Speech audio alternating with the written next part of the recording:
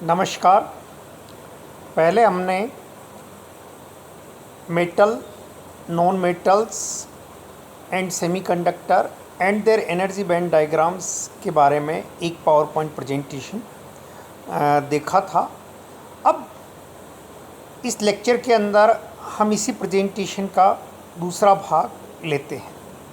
इसमें मेनली हम धातु, अधातु और अर्धचालकों के चालक, कुचालक और अर्धचालकों के एनर्जी बैंड डायग्राम के आधार पर डिस्कशन को कंसंट्रेट करेंगे।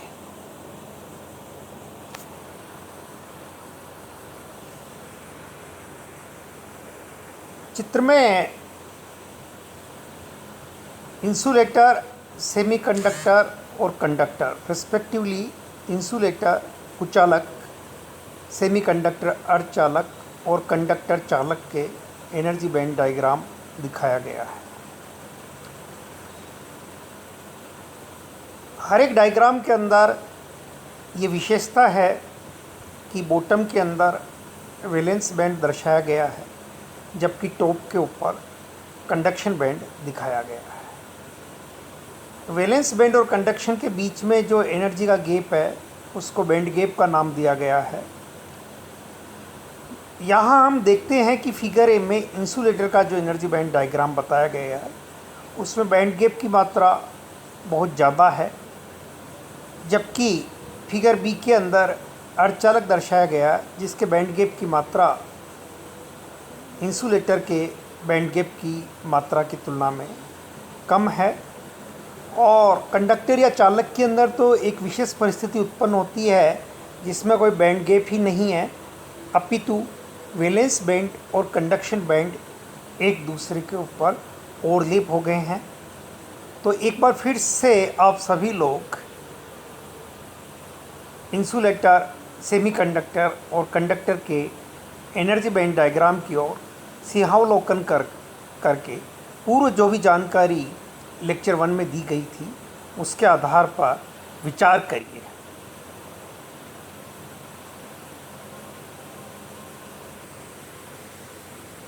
आशा आप लोगों ने सभी ने इस बारे में विचार किया होगा और इसके पश्चात हम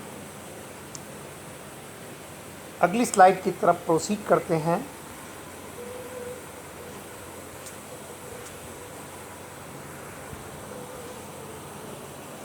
तो कंडक्शन बैंड के बारे में हम सबसे पहले हमारी जानकारी लेना चाहेंगे कि एनर्जी बैंड डायग्राम के आधार पर कंडक्शन बैंड को हम डिस्कस करेंगे, उसके बारे में सोच विचार करेंगे, जानकारी प्राप्त करेंगे। तो कंडक्शन बैंड क्या होता है इसमें डिफाइन किया गया है। The conduction band is the band of orbitals that are high in energy and are generally empty। Conduction band उन बैंड का ऑर्बिटल्स है जिनकी ऊर्जा ज़्यादा होती है और सामान्य रूप से वो रिक्त होते हैं, यानी कि उसके अंदर चालन के लिए कोई इलेक्ट्रॉन नॉन कंडक्टर के अंदर या सेमीकंडक्टर के अंदर नहीं होता है। अब चालन के लिए इनमें इलेक्ट्रॉन्स कैसे प्राप्त होते हैं? The conduction band is the band of electron orbits that electrons can bounce up into from the valence band when energised. जब हम हीट के द्वारा या किसी अन्य मीन्स वैलेंस बैंड के इलेक्ट्रॉन्स को ऊर्जा देते हैं तो वो इलेक्ट्रॉन ऊर्जा प्राप्त करके कंडक्शन बैंड के ऑर्बिटल्स में पहुंच जाते हैं। और कंडक्शन बैंड के अंदर हम जानते हैं कि उसके डेफिनेशन के मुताबिक यहाँ इलेक्ट्रॉन फ्री इलेक्ट्रॉन की तरह से मूव करते हैं, ट्रीट होते हैं और वो आसानी से एक जगह से दूसरी जगह तक कंडक्शन बैंड के अंदर आ जा सकते हैं। At the point when the electrons are in these orbitals they have enough energy to move freely in the material. इस बिंदु के ऊपर जब ये इलेक्ट्रॉन वैलेंस बैंड से कंडक्शन बैंड में आ जाते हैं तो उनके पास इतनी ऊर्जा होती है कि वो मटेरियल में, क्रिस्टल लेटाइस में आसानी से एक जगह से दूसरी जगह तक घूम सकते हैं, विचरण कर सकते हैं। This movement of electrons makes an electric current to flow. और इलेक्ट्रॉन्स का ये जो आवागमन है उसको विद्युत धारा का हम चालन कहते हैं। क्या कहते हैं? विद्युत धारा का चालन कहते हैं। विद्युत धारा एक स्थान से दूसरे स्थान तक आ जा सकती है। क्या कर सकती है? एक स्थान से दूसरे स्थान तक आ जा सकती है। तो कंडक्शन बैंड के बारे में हमने संक्षेप के अंदर जानकारी प्राप्त की है। मैं उसको एक बार फिर वापस बताना चाहूँगा कि कंडक्शन बैंड वो बैंड्स ऑर्बिटल्स होते हैं जो कि जिनकी ऊर्जा ज़्यादा होती है और जो सामान्य रूप से खाली होते हैं।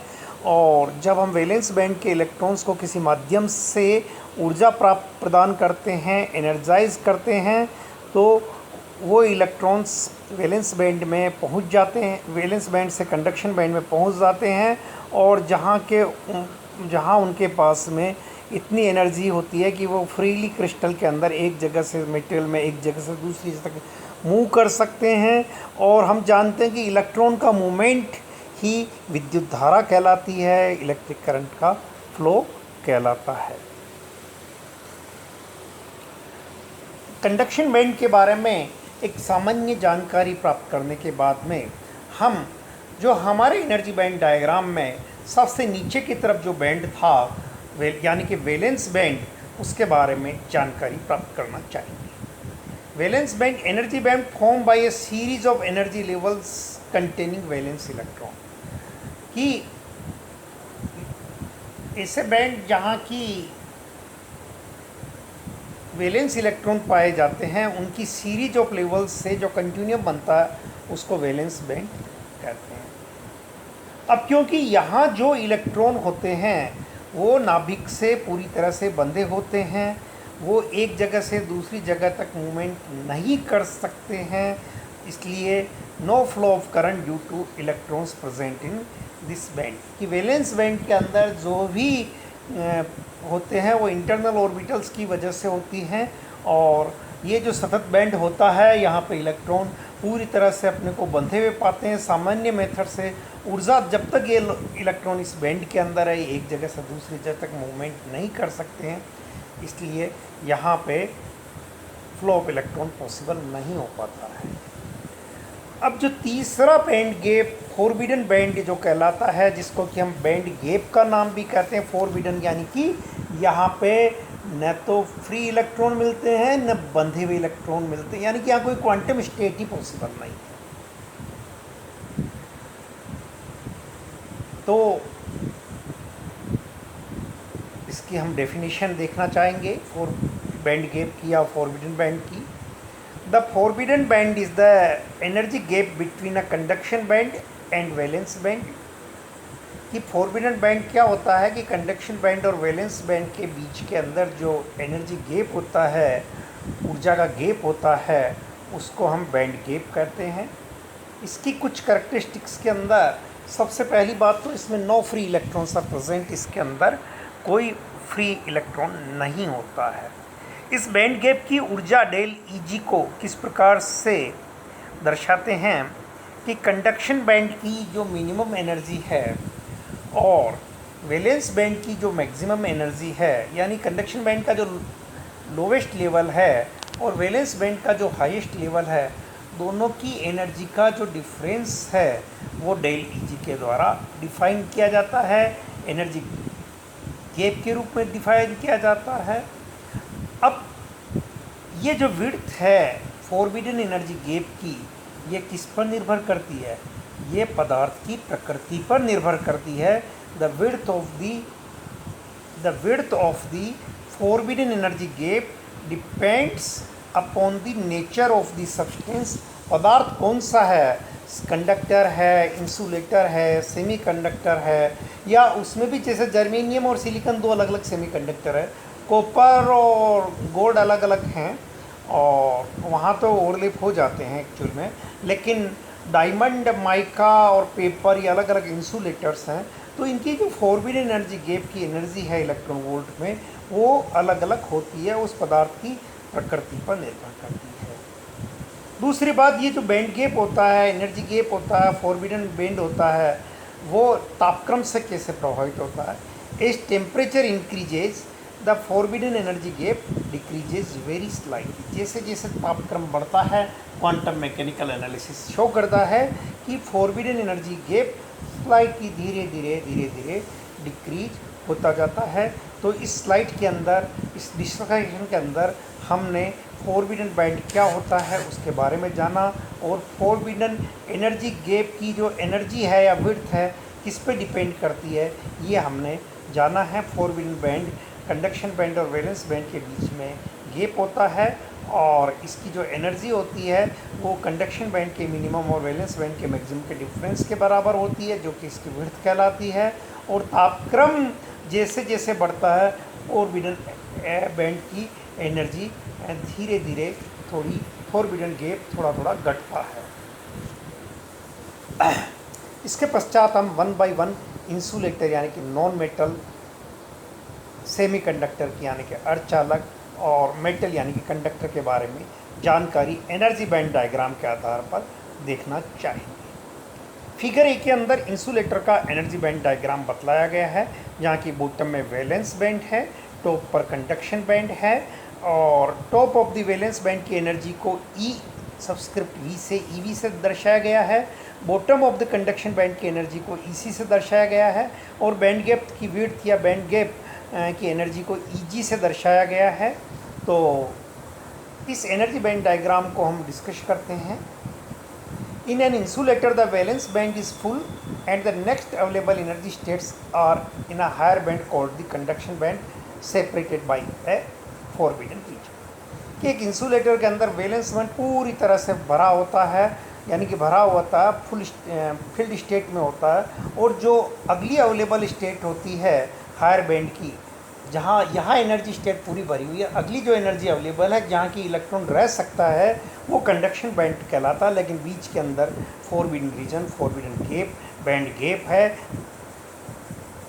For an electron to migrate through the material it must gain sufficient energy to jump from the valence band across the band gap E G into the conduction band. एक इलेक्ट्रॉन्स को मटेरियल से पार जाने के लिए इसके पास सफिशेंट ऊर्जा होनी चाहिए, ताकि वह वैलेंस बैंड से बैंड गैप से ज़्यादा ऊर्जा होनी चाहिए इजी, ताकि वो कंडक्शन बैंड के अंदर आके फ्रीली मूव हो सके। In insulator this gap is of order of greater than 6 electron, example diamond, much greater than that can be surmounted by thermal excitation. ताप के द्वारा जो ऊर्जा हम वैलेंस बैंड के इलेक्ट्रॉन को प्रोवाइड करते हैं वो इतनी नहीं होती है कि एनर्जी बैंड गैप को पार कर सके और इलेक्ट्रॉन वैलेंस बैंड से कंडक्शन बैंड्स में आ सके। जैसे हीरे के लिए, जो कि एक इंसुलेटर है, ये ऊर्जा 6 इलेक्ट्रॉन वोल्ट की से ज़्यादा होती है।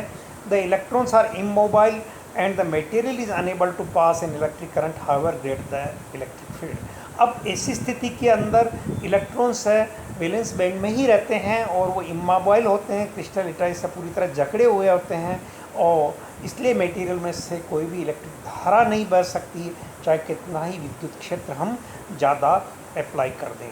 इस प्रकार से हमने इंसुलेटर या नॉन मेटल के बारे में मेन कैरेक्टरिस्टिक ये देखी कि वैलेंस स्टेट फुल्ली फिल्ड होता है, कंडक्शन बैंड वैकेंट होता है, दोनों के बीच में एनर्जी गैप ईजी ज़्यादा होता है, जो कि 6 इलेक्ट्रॉन वोल्ट से भी ज़्यादा की रेंज में होता है, और ये ऊर्जा सामान्य थर्मल एक्साइटेशन से हम नहीं दे सकते हैं, और उसको नहीं देने के कारण से कोई भी करंट फ्लो नहीं हो पाती है।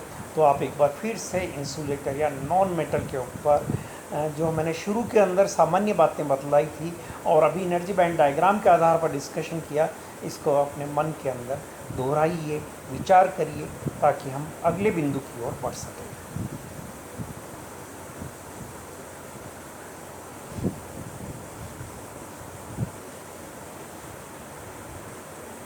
इसके पश्चात हम सेमीकंडक्टर की ओर ध्यान देना चाहेंगे। सेमीकंडक्टर या अर्धचालक, इसका एनर्जी बैंड डायग्राम साइड में जो फिगर है उसमें बतलाया गया है। वाई एक्सिस पे बैंड एनर्जी है, तो बॉटम में वही क्लासिकली वैलेंस बैंड बॉटम में है, टॉप पे कंडक्शन बैंड है और बीच में फॉरबिडन एनर्जी बैंड है, लेकिन उसकी ऊर्जा छोटी हो गई है, स्मॉल फॉरबिडन एनर्जी बैंड पाया जा रहा है, जो कि किससे कम है, इंसुलेटर की तुलना में बहुत कम है।